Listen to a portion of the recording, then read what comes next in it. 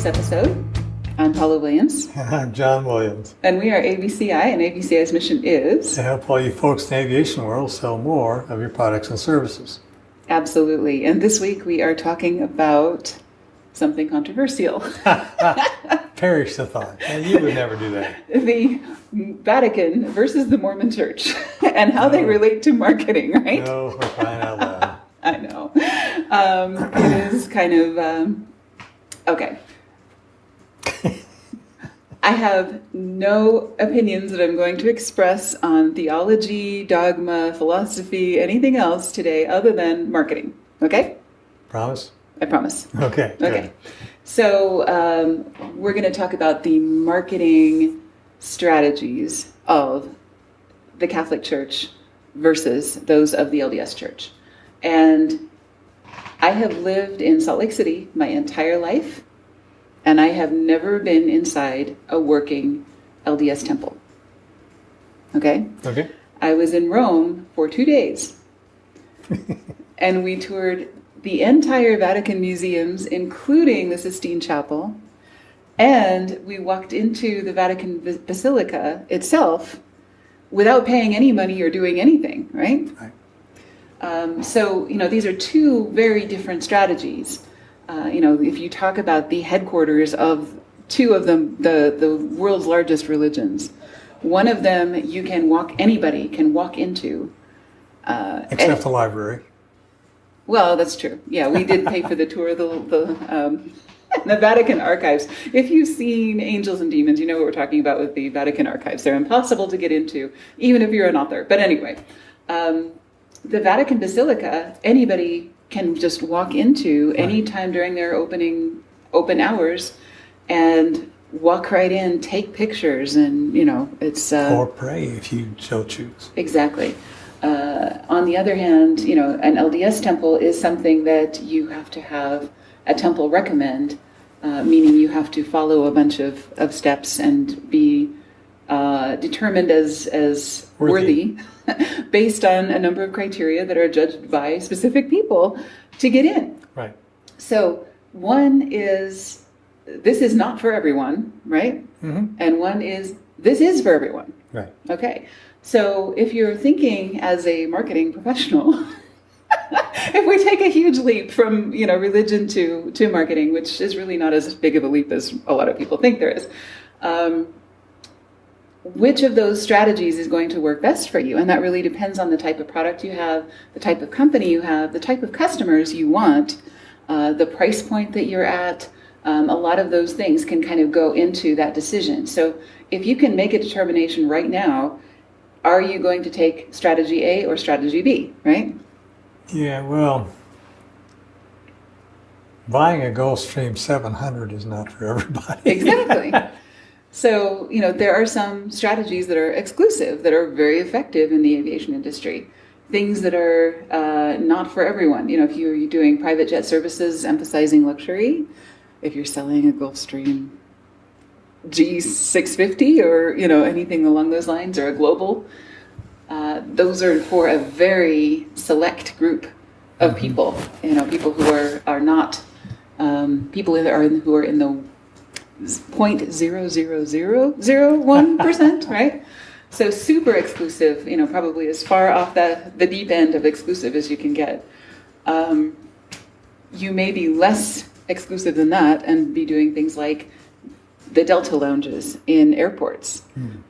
This is something we ran into also on our trip, so it's top of mind for us.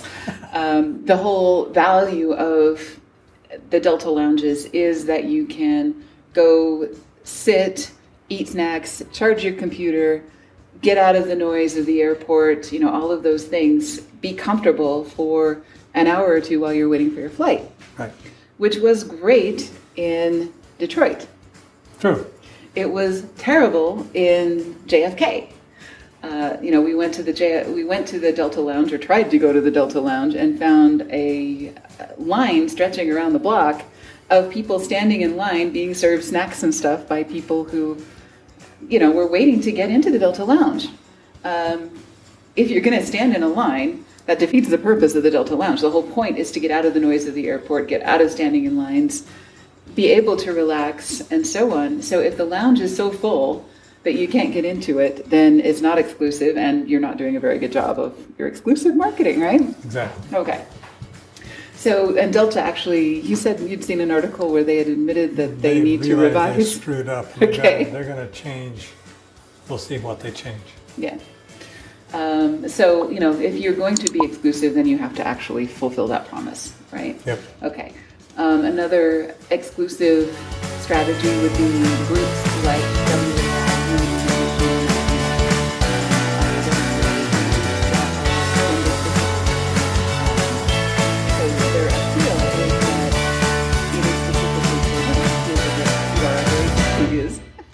who are a very small percentage of the aviation industry. So, there's a whole philosophical argument about women have been excluded for so long that they decided they needed to be exclusive so that they can counter the exclusivity of the So then industry. They're going to exclude everybody else.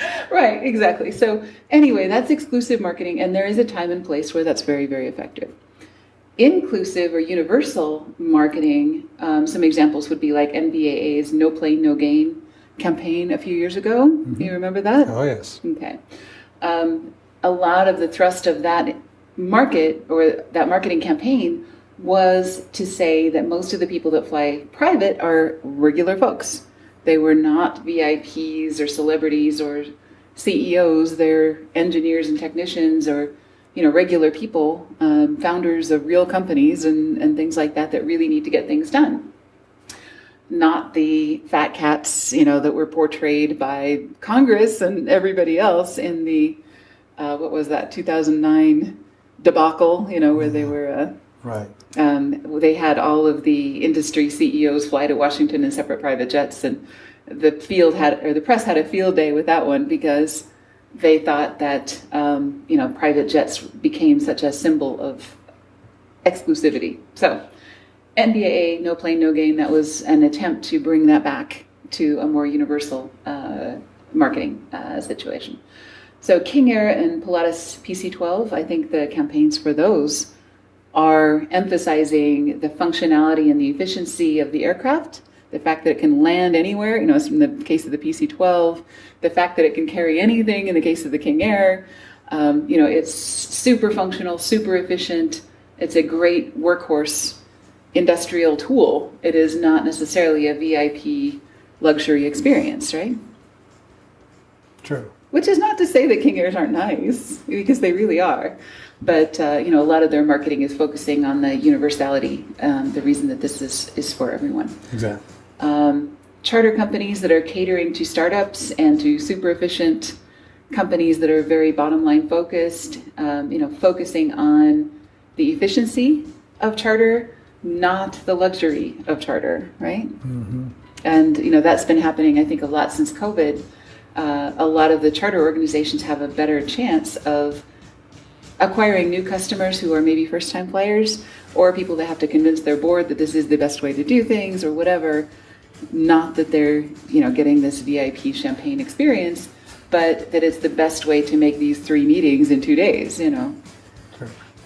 Cool. So anyway, coming back to the whole point of this episode, it was really, really striking to me, having grown up in Salt Lake City and being part of a culture or, being around a culture that emphasizes exclusivity to such an extent, to be able to just walk into the headquarters of a religion, it's astonishing. And I have nothing but love for Mormons, nothing but love for Catholics, but it is 2 very different strategies in terms of their marketing, right? Absolutely. Okay.